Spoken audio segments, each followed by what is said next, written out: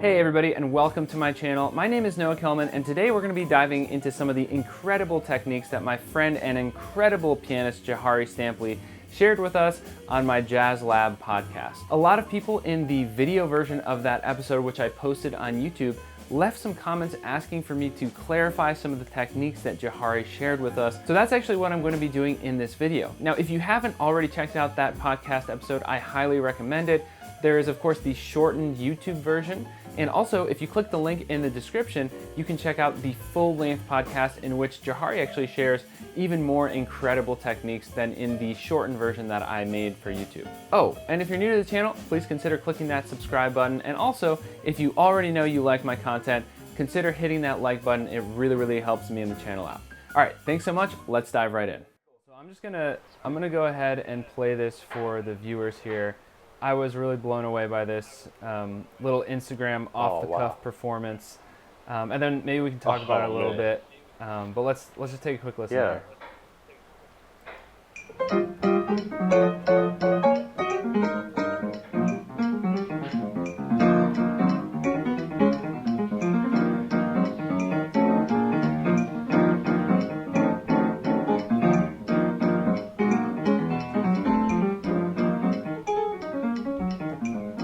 So let's pause right here already.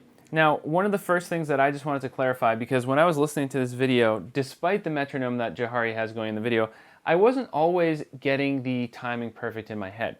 So I do just want to clarify that. So we got 1, 2, 3, 4, 1, 2, 3, 4, 1, 2, 3, 4, 1, 2, 3, 4. So that is kind of the fundamental basis rhythmically of this video. So that's something to keep in mind. So really quick, in terms of the chords, what I'm hearing here is E flat over G to just A flat, plain old A flat, no extensions necessarily, to E flat major. And this is really interesting, right? Because this is a somewhat gospel motion that we hear. We hear oftentimes first inversion chords. First inversion meaning that they are over the 3 instead of with the 1 in the bass.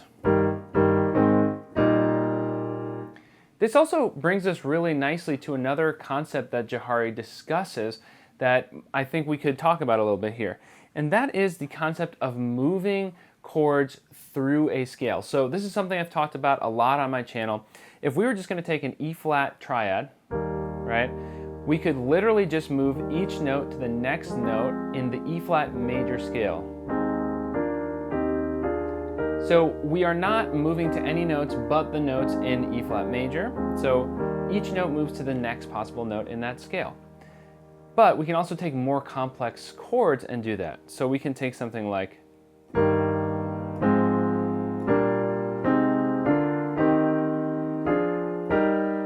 we get this really nice sound. Right? So that's really cool already. And all I'm doing is just moving each note to the next note in the E flat major scale. That's it. Really quick, if you're getting a lot out of this video so far, I really appreciate you hitting that like button. It really helps me and the channel out. Now, one of the things Jahari explained to us in this podcast episode is actually doing this in a way that is a little bit more idiomatic to gospel music and gospel piano. So instead of doing this directly up the scale, we might actually do it more like this. So when we break this down, it's really kind of going up an E flat pentatonic scale diatonically instead. That being major pentatonic.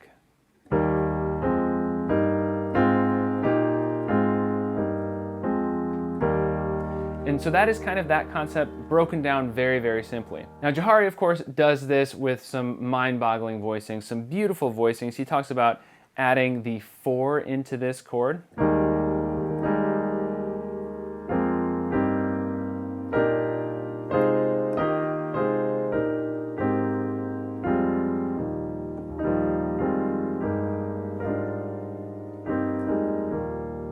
I'm not doing it as beautifully as he did it. Again, if you haven't actually checked out the episode, I highly suggest that you do.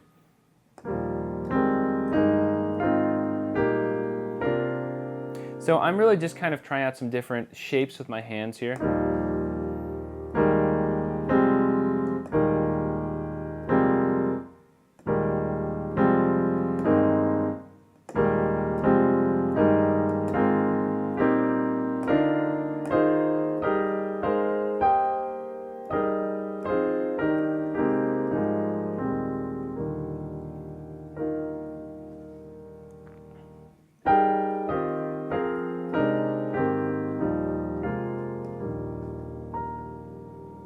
So this is some of the voicing stuff that Jahari was talking about, broken down into a bit of a more simple level here.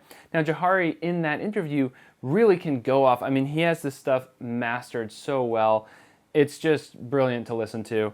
But this is how I'm trying to just break this down for you all in a way that's really easy to actually practice. So we take basically an E flat major pentatonic scale and actually move our voicings diatonically through it. And if we want to get more advanced, we can actually try that with some more advanced voicings, right? So instead of just E flat over G, we could throw in a 4 here as well. Get this clash, excuse me. You know, experiment with different sounds.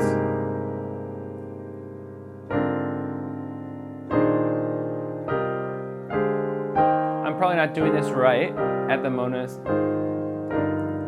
To be honest, I haven't practiced this with a pentatonic scale too much, but even just in attempting this and trying to stay within that E flat major scale, I feel like we're getting some somewhat interesting sounds here, not completely refined, but some really, really pretty sounds. All right, with all of that explained, let's jump back into this video here.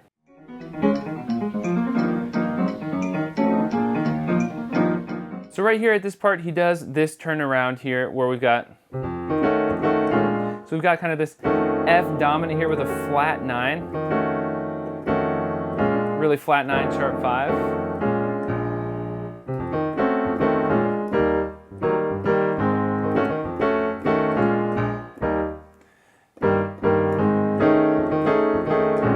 Could also do it like that. F altered to B flat altered. Really like that.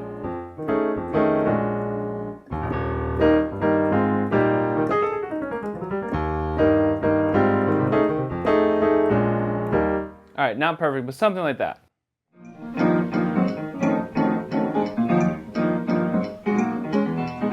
Ooh, let's check out what that was. So here, Jahari does this really interesting little turnaround. I love this. So we got the progression.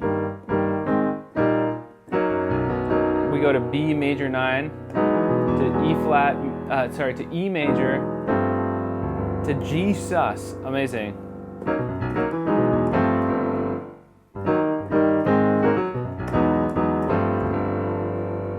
And that's really, really, really interesting. All right, so now let's take a look at some of these counterpoint techniques that Jahari adds in, which sound absolutely beautiful. And now I'm mixing up, you know, some counterpoint in my left hand, so.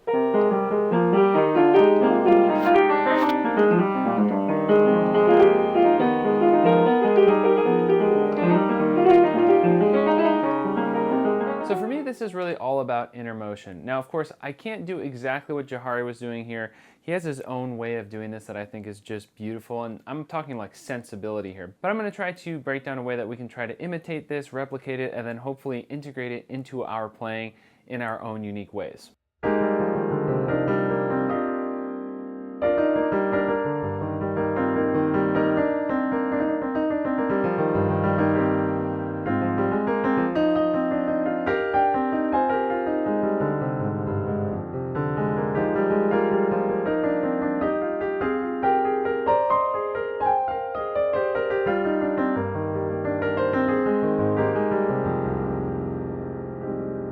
So one of the first exercises I would recommend trying out for this would be actually using your right hand to play chords and using your left hand to just run scales.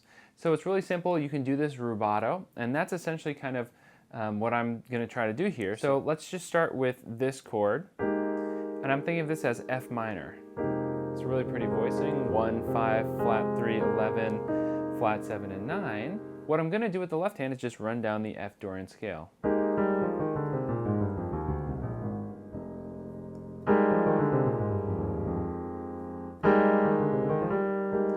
And then I'm going to work on doing it back up.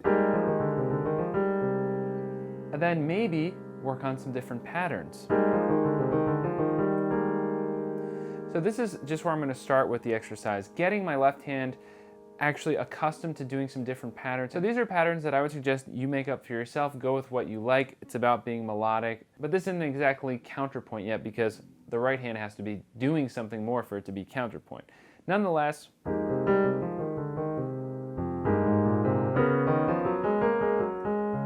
next, I would recommend practicing doing this as you switch chords.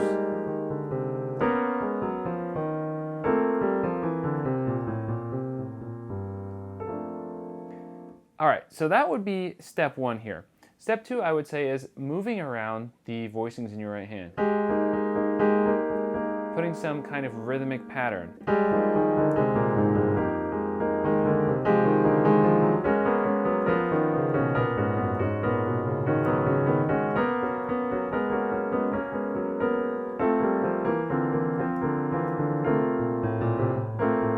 Something like that. It was a little bit sloppy there, but you're starting to get the point here. So this is kind of how we can approach this exercise. We could continue to improvise and try out different chords, but we want to get really comfortable with our left hand, essentially being comfortable playing melodies and scales as our right hand does things and even moves around rhythmically. Now the final step would be actually using some lines in the right hand in addition to chords and trying to actually have those lines play off the left hand a little bit, right? So let's say we start with some kind of melody in the right hand. So that was really pretty to me, and it's counterpoint in the sense that it is countering that melody on the right hand, not counterpoint in the sense that they're not playing at the exact same time. I don't want to get into definitions here in terms of what we would literally classify as counterpoint. But if you have a really strict definition that you follow, leave that in the comments because I would actually love to hear what you have to say about that.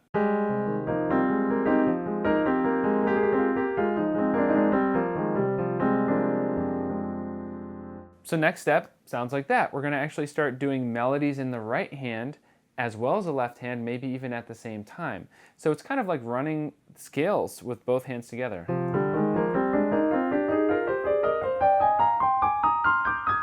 So that's kind of a good way of doing it. That time I did in fourths, but you could do thirds. Right, and that gives us all sorts of stuff. Or arpeggios.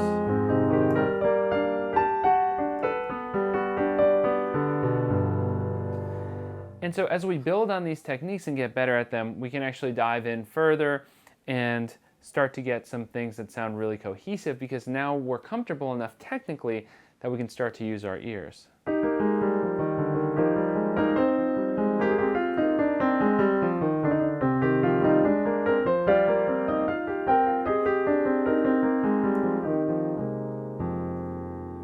Maybe we can try a little bit less, a little bit more rubato.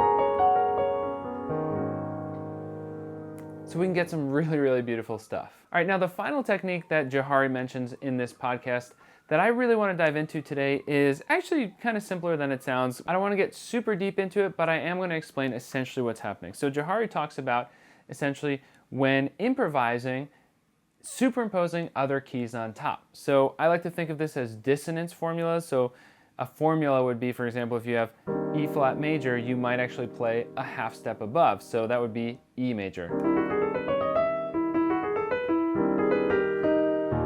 And hopefully resolve well. So Jahari talks about really getting this concept in your ear and being able to use different keys superimposed over the original key. Now, the absolute fundamental thing here for making this sound, instead of random, actually good, in my opinion, is that landing. Can you stick the landing? Can you have this sound natural as you essentially plane out and plane back in, right? So let's say we're in E flat, because that's kind of where we've been hanging out today.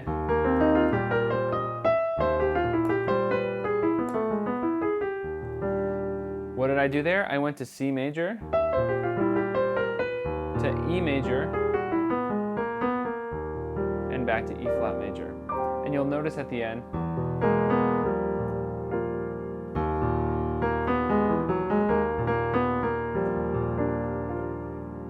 At the end there, I resolve to the 5 of E flat major. You know, I did like this little approach note pattern. We could do an enclosure. So you don't want to be necessarily just jumping around random keys, but you can kind of think either sequentially. You could also think a little bit in terms of the chord movement. Are you enclosing the root? So you could maybe do like E, D, E flat major.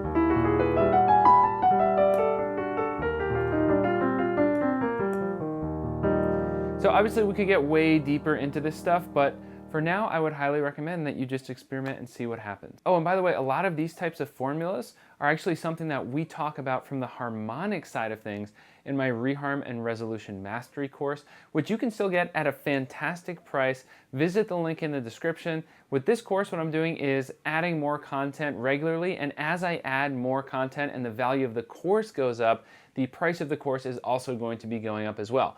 But if you get the course right now, you are essentially grandfathered in for lifetime at that price, so you will not have to pay anything for the additional content as the course goes up. All right, everybody, that's all I have for you today. Hopefully this illuminates some of what Jahari and I talked about on the podcast episode. And I think the best place to check this stuff out is still in the episode itself. So if you want the full-length version where you get every single technique that we talked about, and they were really, really interesting, very cool gospel/modern jazz piano influenced techniques, check out the links in the description. You can actually listen to the podcast on your platform of choice, and I recommend clicking the follow so you immediately know when a new episode is out. Otherwise, you can also check out the YouTube version, which is much shorter, but still has some good stuff in there as well. And also, if you're new to my channel or just haven't had a chance to click the subscribe button, I really appreciate you doing so. That way, you will always know when I've got a new video coming out. I've got stuff like this rolling out pretty much every single week of the year. All right, thank you so much for watching, and I will see you next time.